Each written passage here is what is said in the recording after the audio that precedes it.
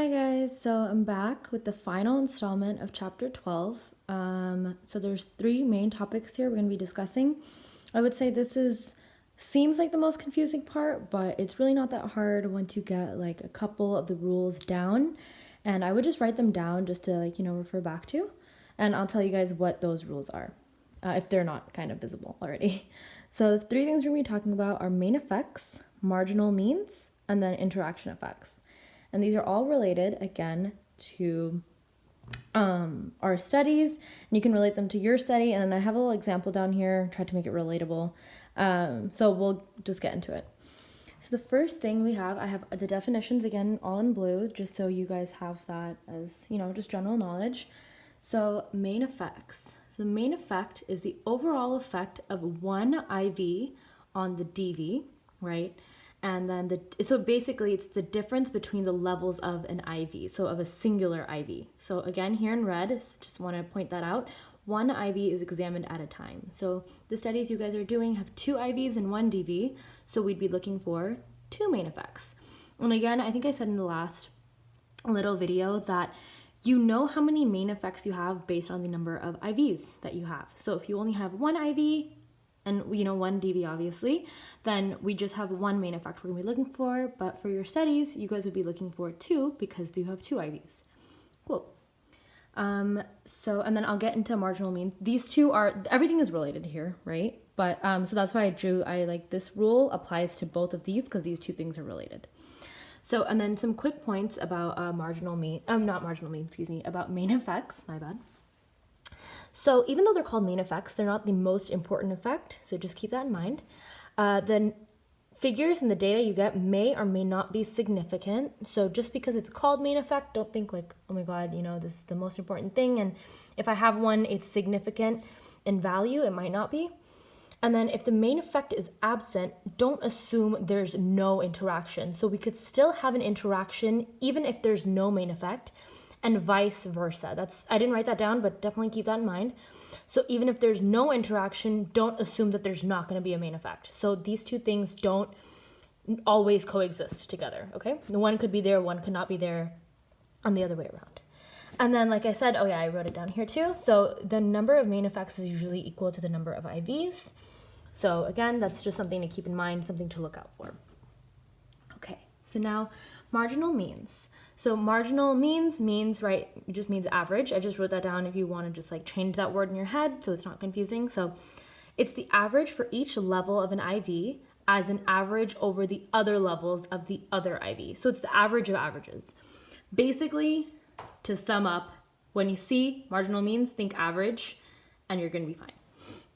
Okay, so now this rule, definitely something important to keep in mind. Write it down somewhere, maybe not in so many words, but So if the marginal means are the same, then there is no main effect. But if the marginal means are different, then we do have a main effect. And the way we find main effects is by calculating the marginal means. That's why these two things are related. So if we just want to eyeball it and see like, okay, how many main effects could we have?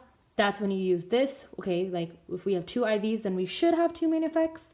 But to actually properly find the numerical value, you calculate the marginal means. And we'll get into that in just a bit. It's literally just calculating the average. Like if you know how to, add and divide, you're going to be solid. And then this is the rule to keep in mind. Okay. Yes, awesome. So now we'll jump into interaction effects. And then I'm going to combine all three of these things into this explanation or into this example down here so you guys get like a real world example of it. Cool. So interaction effects. They're the effect of the original IV that's moderated by the level of another IV.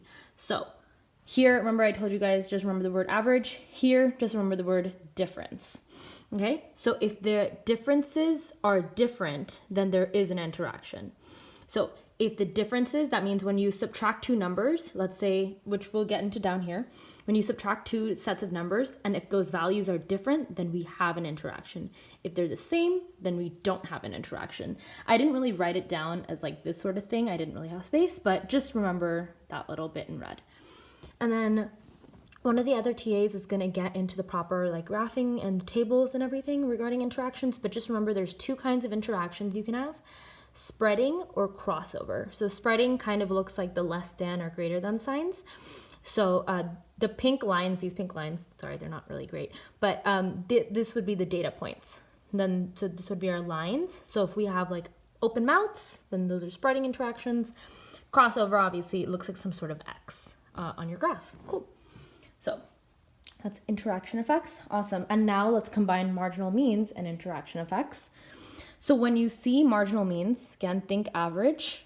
And then when you see the word interactions, think difference or subtraction. That's what I mean by difference. So yeah, that's basically it. It's not as complicated as it looks. So just to sum up real quick before we get into the example. So main effects, we can eyeball it by seeing the amount of IVs that we have. If we have, depending on the number of IVs, that'll be the number of main effects, potentially. Now, in order to finally calculate a numerical value for the main effects, that's where the marginal means comes in. You find that by just doing an average, which we'll get into. And then for interaction effects, we're going to be subtracting. So here, finding the average, here, subtracting. Cool. Now let's do this example.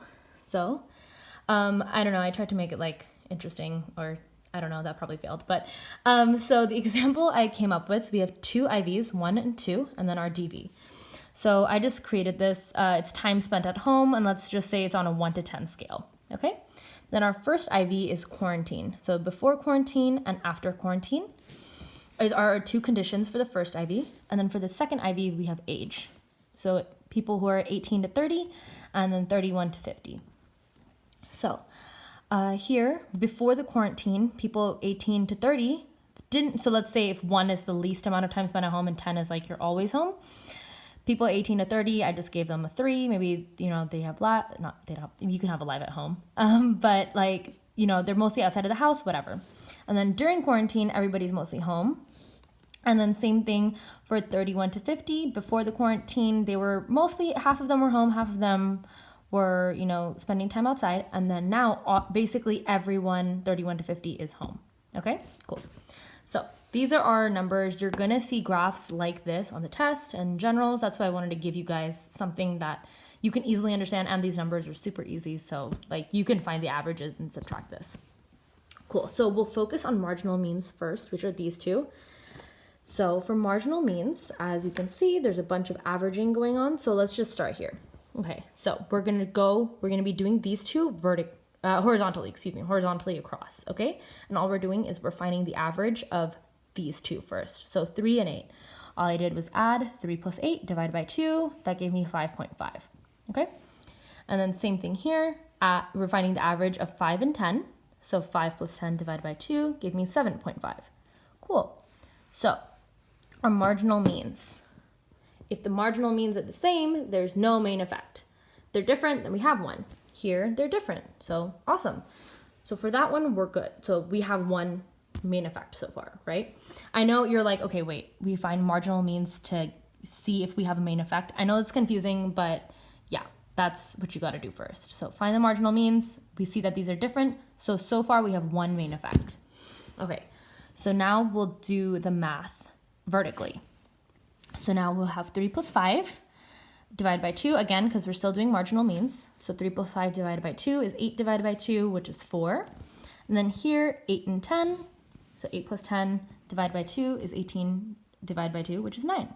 And again here, 4 and 9 are different. So if the marginal means are different, we have a main effect. Cool. So here's our second main effect. So if these numbers, let's say they were both 4 or both 9, would not count as a main effect, right? We just have one.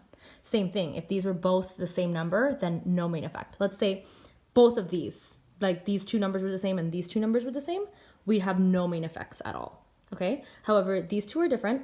These two are different. So we have 2. Okay. So my first question was, I'm kind of tried to make it like a test. So do we have main effects? No, yes, we have 1, or yes, we have 2. And these two are different. These two are different. So we have 2. So our answer would be C. Yay. That was not pretty. But yeah, okay, cool. And then now for interaction effects. So interaction effects are easy because you don't have to find, there's only one thing to find. However, I did it in two different ways, and you can do it either way. Both of them will give you the same answers, even though numerically they seem different. You can do either the math horizontally or vertically, same thing. So, and you might also be wondering like, okay, how come you haven't included the negatives? Really doesn't matter. So here again, now for marginal means, we did the average, right, of 3 and 8. Here is easier. We're literally just subtracting across. So 3 minus 8 gave me 5. And the same thing for the bottom. 5 minus 10 gave me 5. Cool. Even if you wanted to add in the negatives, -5, you know, it's still the same thing. So remember up here, if the differences are different, there is an interaction. The differences, right, we got the first difference and the second difference, they're the same, so there's no interaction. Okay, but if you are like worried and you're like, okay, wait, like let me just do it the other way too, just to be sure, feel free to do that. So the second way, I did it vertically. So instead of going across, I just up and down. So 3 minus 5, which is 2, -2. And then 8 minus 10, again, -2. So there's no difference between these two numbers and then these two numbers, which means that there is no interaction.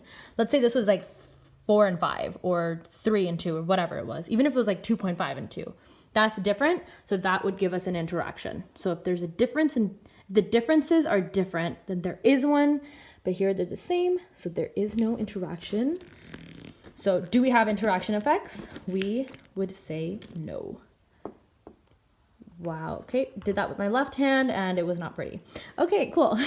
I hope this wasn't too difficult to understand. Definitely just, I don't know, screenshot this if you guys want just like some quick information. And then remember, this is important. I would remember this and this if you just want like a quick summary of what to do. Cool. Good luck, guys.